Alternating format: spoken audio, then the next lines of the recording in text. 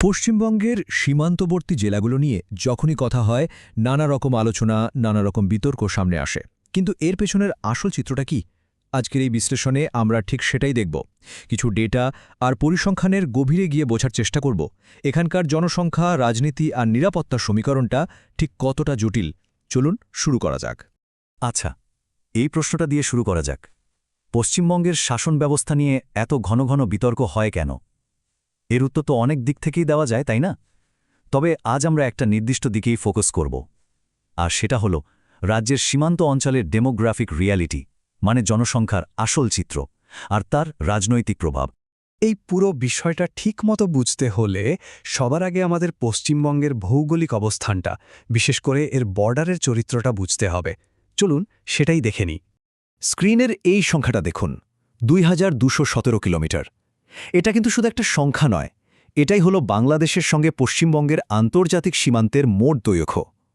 আর এই বিশাল আর জটিল সীমান্তটাই কিন্তু আমাদের আজকের আলোচনার মূল প্রেক্ষাপট। কিন্তু ব্যাপারটা শুধু লম্বা সীমান্তেই সীমাবদ্ধ নয়, এর ধরনটাও খুব গুরুত্বপূর্ণ। আমাদের সোর্স রিপোর্টে এই সীমান্তকে বলা হয়েছে সংবেদনশীল ও ঝুঁকিপূর্ণ। কেন? কারণ এর একটা বিশাল অংশই নদীপথ, মানে এখানে কাঁটাতারের বেড়া দেওয়া প্রায় অসম্ভব। আর ঠিক এই কারণেই এই এলাকাগুলো অবৈধ অনুপ্রবেশের একটা সহজ পথ হয়ে দাঁড়িয়েছে, যা এখানকার নিরাপত্তা আর জনসংখ্যা দুটোকেই প্রভাবিত করে। তো ভূগোল থেকে এবার আসা যাক সরাসরি জনসংখ্যা বা ডেমোগ্রাফির দিকে। 2011 সালের সেন্সাস ডেটা আমাদের কি বলছে? চলুন দেখি এই অঞ্চলের জনসংখ্যার ছবিটা ঠিক কেমন, আর সময়ের সাথে সাথে সেটা কিভাবে বদলেছে। 2011 সালের জনগণনা অনুযায়ী যদি আমরা পুরো পশ্চিমবঙ্গকে একটা ইউনিট হিসেবে দেখি, তাহলে দেখা যাবে মোট জনসংখ্যার প্রায় 70.54% হিন্দু আর 27.01% মুসলিম। এটা হলো বলতে পারেন পুরো রাজ্যের একটা গড় ছবি। আমাদের আলোচনার জন্য এটা একটা বেসলাইন। কিন্তু রাজ্যের গড় ছবিটা তো দেখলাম, এবার এই স্লাইডটা একটু খেয়াল করুন। সীমান্তবর্তী জেলাগুলিতে আসতেই ছবিটা কেমন নাটকীয়ভাবে বদলে যাচ্ছে। রাজ্যের গড় মুসলিম জনসংখ্যা যেখানে 27% মতো, সেখানে দেখুন মুর্শিদাবাদে এই সংখ্যাটা 66%-এরও বেশি, আর মালদায় 51%-এর ওপরে। এই যে বিরাট ফারাক, এটাই কিন্তু প্রতিবেদনের বিশ্লেষণের একেবারে কেন্দ্রে রয়েছে। ব্যাপারটা এমন নয় যে এটা হঠাৎ করে হয়েছে। আমাদের সোর্স রিপোর্ট বলছে এটা একটা দীর্ঘমেয়াদী ট্রেন্ড।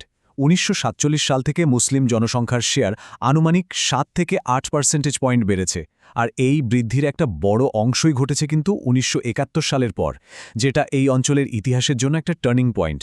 এই সংখ্যাগুলোকে আরও ভালোভাবে বুঝতে হলে আমাদের একটু জুম ইন করতে হবে। চলুন মুর্শিদাবাদ আর মালদা এই দুটো জেলার দিকে আরেকটু কাছ থেকে তাকাই, কারণ এই পরিবর্তনটা এখানেই সবচেয়ে বেশি স্পষ্ট। প্রথমে মুর্শিদাবাদ। এখানে মুসলিম জনসংখ্যা প্রায় 66.27%। এটা এখন রাজ্যের অন্যতম প্রধান মুসলিম সংখ্যাগরিষ্ঠ জেলা।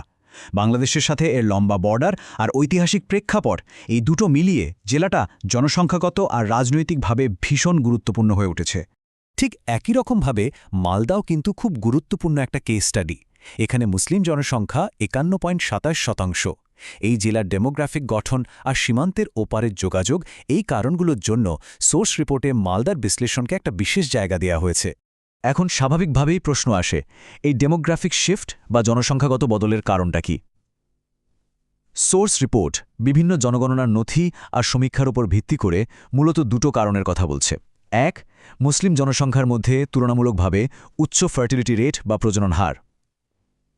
আর দুই, ঐতিহাসিক এবং বর্তমান দুই সময়ে সীমান্ত পেরিয়ে আসা অভিবাসন।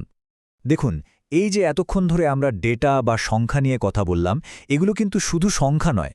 এই অঞ্চলের রাজনীতি, নিরাপত্তা আর বিশেষ করে কেন্দ্র রাজ্য সম্পর্কের যে টানাপোড়েন, তার একেবারে মূলে রয়েছে এই ডেমোগ্রাফিক ইস্যুগুলো। চলুন এবার সেই জটিল কানেকশনগুলো একটু খতিয়ে দেখি।